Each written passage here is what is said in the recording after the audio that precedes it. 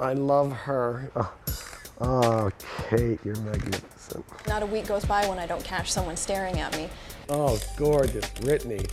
He brings you back up to that level of happiness and self-assuredness. Just like that. Gorgeous, a little shoulder. It's gorgeous. Oh, that came Isn't it beautiful? Look at you. I'm used to a lot of bad pictures of me, and Rick's are so contrary to that.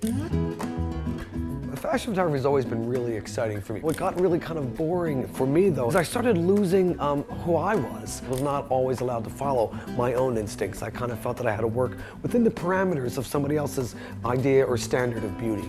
I mean, I used to fly first class with my crew, and now I'm flying cargo with the chickens.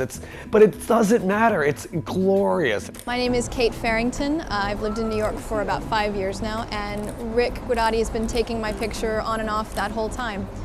It's an experience that I always look forward to. Look at that face. I've never in my life believed that I photographed well.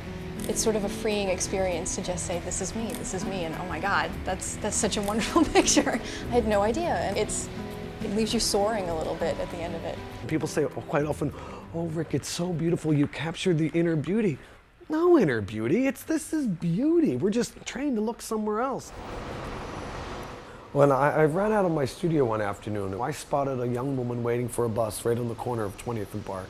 She was beautiful. She had long white hair, gorgeous. She didn't have pigmentation in her hair or her skin. She was gorgeous though, and I had never met a model with this genetic condition. I've never photographed a person that looked like this. I ran to medical textbooks to find out what I could about this condition. I didn't know much about albinism.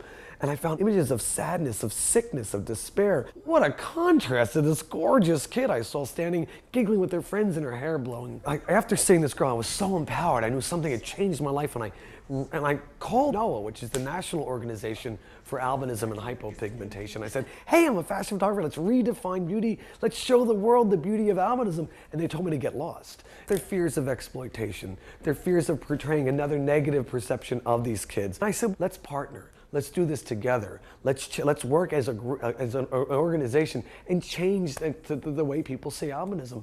And those very first images were in Life magazine. These are the first photographs that we took for people with albinism, and I was going to put them in a fashion magazine, but instead we put them in Life magazine. It's changed everything when that magazine came out. Oh, Claire! When I saw the picture of myself in Life magazine, it was so exciting, and it was beyond anything that I would have ever imagined happening. When the Life magazine piece hit the stands, I started getting calls from people all over the world with albinism. People from New Zealand, people from Asia, people from London, and they were inviting me to please come. I was watching your video of the children in Africa, and I was brought to tears of how beautifully they sang. I'm a 32-year-old woman with albinism, and it's so nice to see that there are people who don't see us as monsters. Positive Exposure is a program that I started a few years ago, which is really about challenging stigma associated with having a physical difference. Currently, we've probably up to about 60 or 70 different genetic conditions. Marfan syndrome is a collagen disorder, so it elongates you. My hands are typical Marfan hands. They're elongated. A lot of people ask me if I play the piano because they're really, really long, but I guess they come in handy sometimes, grabbing things. I think they're beautiful, but I'm not a model, and I've never really worked in that sort of setting before, but he made it comfortable. He made me feel like at ease, and I didn't feel like I was different. Amazing, you're so beautiful. Oh, just like that. Oh, gorgeous. Let's go head back a little bit. Oh, gorgeous. Just because I have albinism, I can be fine. I can be like any other person. I'm not unnormal. I'm definitely normal.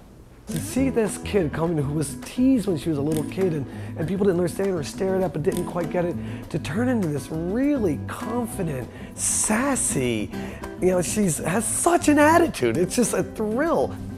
How amazing you are. That works for me. It works for you. Rick started with us when Lexi was 3 months old. So Lexi's grown up with Rick, and I think he's created also a very positive self-image for Lexi. I was at a conference in the UK that I met a 14-year-old girl. She looked right in my eyes and she was 14 and she said, you know, Rick, I realize though that now I can be proud of my albinism. She said, but I do realize though that the hatred and the abuse that I experience every single day will never disappear. But what has disappeared is the hatred that I felt for myself. I don't think I've chosen what matters. I think it's chosen me. That kid to be able to walk into a room with their head up and knowing how glorious they are, that's what matters. She's like this tall now. When did you get so tall? You look so amazing.